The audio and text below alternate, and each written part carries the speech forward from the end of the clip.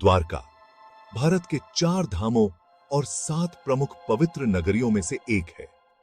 गुजरात के सौराष्ट्र प्रायद्वीप के पश्चिमी छोर पर स्थित यह प्राचीन शहर केवल धार्मिक दृष्टिकोण से ही नहीं बल्कि पुरातात्विक रूप से भी अत्यंत महत्वपूर्ण है। महाभारत के अनुसार द्वारका का निर्माण भगवान श्री कृष्ण ने जरासंध के लगातार हमलों से अपने वंश को बचाने के लिए किया था। ऐसा माना जाता है कि भगवान कृष्ण के पृथ्वी से जाने के बाद द्वारका समुद्र में डूब गई। आश्चर्य और ऐश्वर्य का स्थान यह समुद्र के नीचे गायब हो गया, या यूं कहें कि कहानियां यही कहती हैं। समुद्र द्वारा निगले गए एक शानदार शहर की यह कहानी सदियों से कल्पनाओं को मोहित करती रही है। यह विश्वास की शक्ति और हमारी दुनिया की सतह के नीचे छिपे रहस्यों की बात करती है। द्वारका की कहानी इतिहास, पौराणिक कथाओं और पुरातत्व का एक शक्तिशाली मिश्रण है। क्या यह एक वास्तविक शहर था या हमारी सामूहिक कल्पना की उपज? श्रीमद् भागवतम में इसका जिक्र मिलता है कि यह नगर करीब 900 महलों वाला एक भव्य और सुरक्षित शहर था, जिसे केवल समुद्री मार्ग से ही पहुंचा जा सकता था। एक और रोचक कथा बताती है कि द्वारका पर एक आकाशयान द्वारा हमला हुआ था। कुछ प्राचीन एलियन थ्योरीज मानती हैं कि द्वारका का विनाश अत्याधुनिक तकनीक और शक्तिशाली हथियारों द्वारा हुआ था।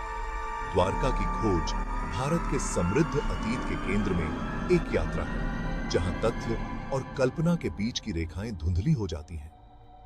आज हम आपको ले चलेंगे भारत के पवित्र तीर्थ स्थल द्वारका की उस प्राचीन नगरी की ओर, जिसे खुद भगवान कृष्ण ने बसाया था। द्वारका को समझने के लिए हमें पहले इसके सबसे प्रसिद्ध निवासी को समझना होगा, भगवान कृष्ण। विष्णु के 8वें अवतार श्री कृष्ण हिंदू पौराणिक कथाओं के केंद्र हैं। वह दिव्य राजनेता, महाभारत में अर्जुन के सारथी और ज्ञान प्रेम के अवतार हैं। कृष्ण अपनी बुद्धिमत्ता, अपनी रणनीतिक प्रतिभा और अपने चंचल स्वभाव के लिए पूजनीय हैं। उनके जीवन की कहानी रोमांच, प्रेम और गहन दार्शनिक शिक्षाओं से भरी है। महाभारत में वह पांडवों को धर्म या धार्मिकता और कर्म या कर्म की जटिलताओं के माध्यम से मार्गदर्शन करते हैं। भगवद गीता में सन्निहित उनकी शिक्षाएं आज भी लाखों लोगों को प्रेरित करती हैं। द्वारका, जिसका अर्थ है प्रवेश द्वार या द्वार, हिंदू पौराणिक कथाओं में सिर्फ एक शहर से कहीं अधिक है। यह कृष्ण के शासन का प्रतीक है और उनकी दिव्य शक्ति का प्रमाण है। महाभारत और पुराणों जैसे प्राचीन ग्रंथ द्वारका को अद्वितीय सुंदरता और समृद्धि के शहर के रूप में वर्णित करते हैं। कहा जाता है कि इसे भारत के पश्चिमी तट पर एक पुनः प्राप्त द्वीप पर बनाया गया था। धर्म ग्रंथ द्वारका को सोने के शहर के रूप में वर्णित करते हैं, जो शानदार महलों, बगीचों और मंदिरों से सजा हुआ है। यह व्यापार और संस्कृति का केंद्र था। अशांत समय के दौरान ज्ञान का प्रकाश स्तंभ था। कहा जाता है कि यह शहर जटिल वास्तुकला और उन्नत इंजीनियरिंग के साथ बनाया गया था, जो इसके निवासियों की सरलता को प्रदर्शित करता है। वर्षों तक यह सवाल उठता रहा, क्या द्वारका केवल एक पौराणिक कथा थी या वास्तव में कोई ऐतिहासिक शहर था? 1930 के दशक में पहली बार द्वारका के पास खुदाई शुरू हुई। 1979 में भारतीय पुरातत्व सर्वेक्षण ने फिर से खुदाई की, जिसमें दूसरी सहस्राब्दी ईसा पूर्व की मिट्टी की मटकी और एक प्राचीन सुरक्षा दीवार की नींव मिली। द्वारका की खोज सिर्फ एक खोए हुए शहर को उजागर करने के बारे में नहीं थी। यह भारत की समृद्ध सांस्कृतिक विरासत से जुड़ने के बारे में था।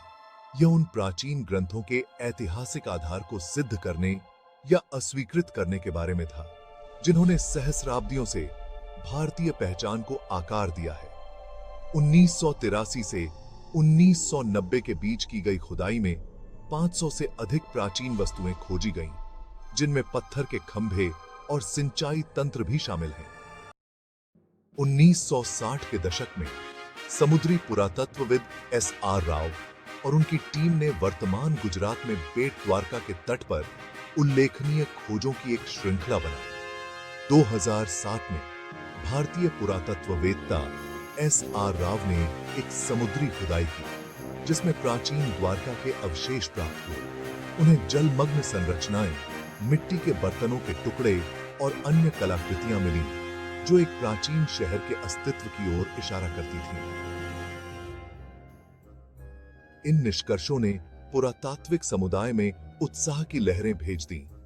खोजों में विशाल पत्थर की दीवारें, जटिल नक्काशीदार स्तंभ और एक बंदरगाह के रूप में दिखाई देने वाले अवशेष शामिल थे।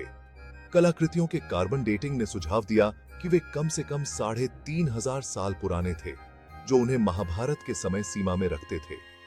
दिलचस्प बात यह है कि द्वारका का शाब्दिक अर्थ संस्कृत में द्वार यानी द्वारिका है, जिससे यह संकेत मिलता है कि यह प्राचीन शहर भारत के लिए एक समुद्री द्वार के रूप में कार्य करता था। कुछ वैज्ञानिक के अनुसार द्वारका लगभग 3500 साल पहले पुनः प्राप्त भूमि पर बनाई गई थी, जो बाद में समुद्र स्तर के बढ़ने से जलमग्न हो गई। द्वारका में पुरातात्विक खोजों ने उत्तर की तुलना में अधिक प्रश्न खड़े किए। इतने बड़े पैमाने का शहर समुद्र के नीचे कैसे डूब गया? क्या यह क्षरण की एक क्रमिक प्रक्रिया थी या अचानक प्रलयकारी घटना थी? समुद्री स्तर के अध्ययन बताते हैं कि द्वारका के इलाके में जल स्तर कई बार ऊपर और नीचे हुआ, जिससे यह शहर अंततः समुद्र में समा गया। लेकिन इसका सही कारण एक रहस्य बना हुआ है। कुछ वैज्ञानिकों का मानना है कि पिछले हिमयुग के बाद ग्लेशियरों के पिघलने के परिणाम स्वरूप समुद्र के स्तर में वृद्धि धीरे धीरे द्वारका को जलमग्न कर सकती थी। पुरातत्वविदों ने द्वारका के समुद्र में पाए गए प्राचीन जहाजों के एंकर से भी यह निष्कर्ष निकाला कि यह शहर एक प्रमुख बंदरगाह रहा होगा।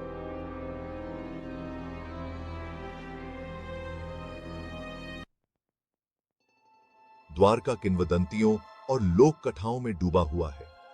एक कहानी बताती है कि कैसे कृष्ण ने अपने दुष्ट मामा कंस को हराने के बाद अपनी दिव्य शक्तियों का उपयोग करके समुद्र से 12 योजन लगभग 96 वर्ग मील भूमि को पुनः प्राप्त करके अपनी नई राजधानी का निर्माण किया। एक और कहानी शहर के वैभव और भव्यता का वर्णन करती है। किंवदंती है कि द्वारका में 90,000 महल थे, जिनमें से प्रत्येक स्फटिक और कीमती पत्थरों से बना था। सड़कों पर सोना बिछा हुआ था और शहर में सुंदर बगीचे और शानदार मंदिर थे। पीढ़ी दर पीढ़ी चली आ रही ये कहानियां द्वारका से जुड़े विस्मय और श्रद्धा को उजागर करती हैं। आज द्वारका भारत का एक प्रमुख तीर्थ स्थल है। श्री द्वारकाधीश मंदिर में दिन में 5 बार ध्वज बदला जाता है, जो किसी और मंदिर में नहीं होता। गुजरात में द्वारका का तटीय शहर इस पौराणिक शहर की स्थायी विरासत के प्रमाण के रूप में खड़ा है।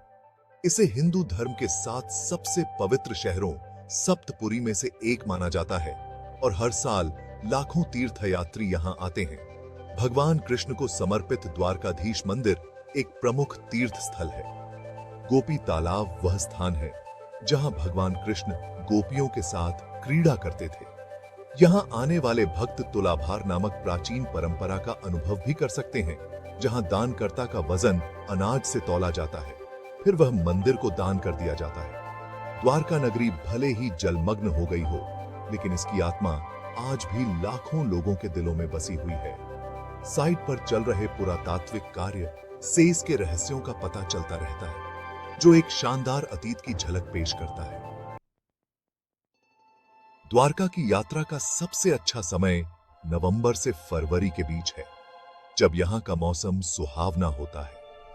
जन्माष्टमी का त्योहार अगस्त-सितंबर में धूमधाम से मनाया जाता है। अगर आप द्वारका की अद्भुत यात्रा का हिस्सा बनना चाहते हैं, तो पास के हवाई अड्डे जैसे पोरबंदर या जामनगर से आसानी से यहां पहुंचा जा सकता है।